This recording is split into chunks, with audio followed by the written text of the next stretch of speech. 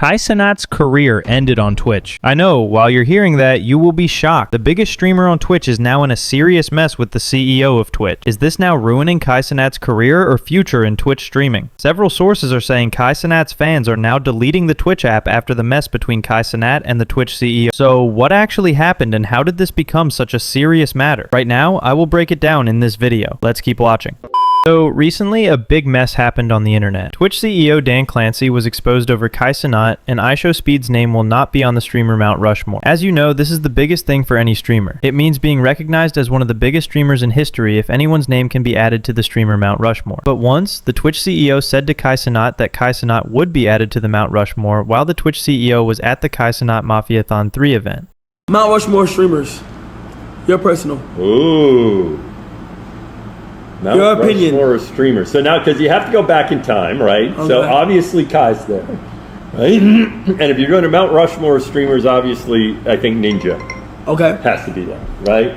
Yep. Those are two easy ones. But while Twitch CEO Dan Clancy was at another streaming event, he claimed that he doesn't think Kai Cenat and IShowSpeed have the ability to be added to the streamer Mount Rushmore because he thinks Kai Cenat and IShowSpeed are not actually the people who deserve the place. He just told Kai Cenat otherwise because he was at Mafiathon, but it was a lie. It probably should be more historical. Yeah. You know, in other words, Kai is big now, but you know, arguably it's like, now he asked me, so I had to put him on there. But arguably it's like, look, you're great, but you can't be on the Mount Rushmore yet. After that, the entire internet blew up like wildfire because the CEO of the biggest streaming platform lied to one of the biggest streamers on Twitch. What does this mean? It clearly shows that Kai Cenat and the authority of Twitch are not in any kind of good relationship right now. Now you need to know, is Kai Cenat actually important for the Twitch platform or not? On the other hand, how important is the Twitch platform for Kai Cenat himself? Kai Cenat is without a doubt one of Twitch's biggest moneymakers. At his peak, he had over 780,000 active subscribers, making him one of the most subscribed streamers in the platform's history. Reports estimate his Twitch income ranges anywhere from $275,000 to over $1.7 million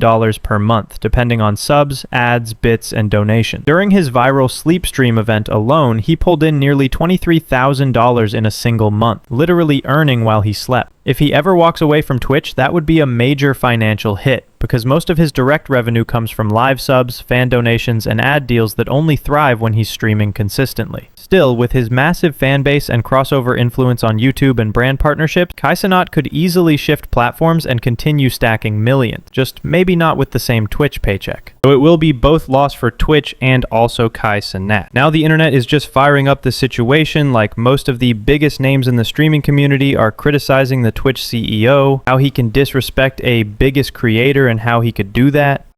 Bro, can you believe Dan Clancy to put Kai on the Mount Rushmore stream? Or Speed, right? I don't know, but he said that Speed and Kai shouldn't be on the Mount Rushmore. Oh, yeah, he's right. There's no way. How the fuck a nigga with $1 million?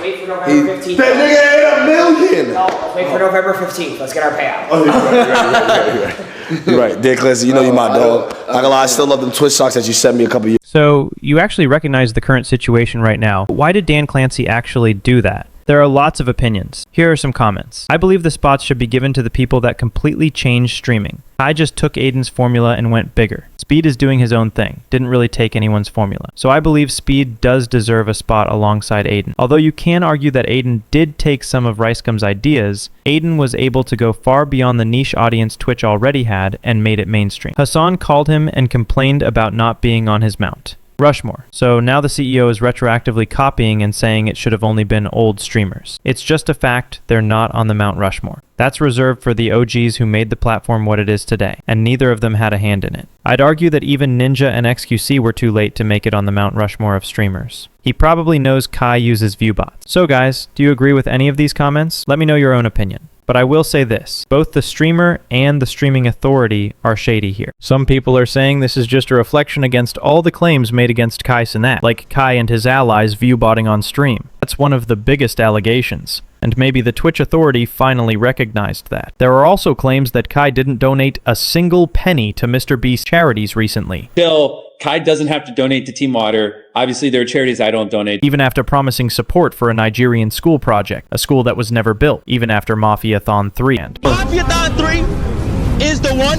but it Wait, was. nigga. I'm not. How you gonna do a whole nother a mafia thing before the school game? So there's a lot of speculation that maybe Kai Cenat's image as a streamer is falling apart, and that's why the Twitch Authority doesn't see him as a good example anymore. On the other hand, some people are saying Twitch CEO Dan Clancy is actually ruining himself. Sometimes he's been seen acting like a joke in public, and people barely respect him anymore because of his shady behavior. Being the CEO of Twitch comes with the utmost power and respect. Well, I can go in and can I walk her? Please. I'm the CEO. He's the CEO of this thing. I'm the CEO. If I may. Who's that?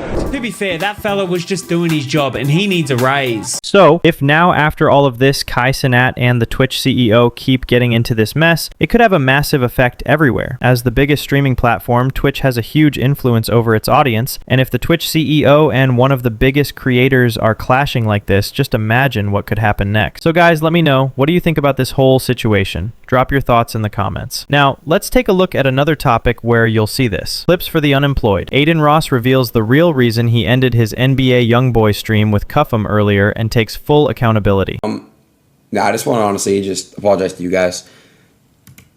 But I want to obviously tell you guys like what the fuck happened. It's not about him being impatient. So, we were all in a group chat full of like 10 people. Okay, all my team was honestly in the group chat. I was in the group chat, and the dude said take 7 people. So I found that out after I ended the stream. I'm like, no fucking way. I'm like, no fucking way. And everybody from my team, including myself, was in that shit. So when I am under the impression, I didn't see that text. I swear to, I don't know how anybody missed that text. Hold on, listen up.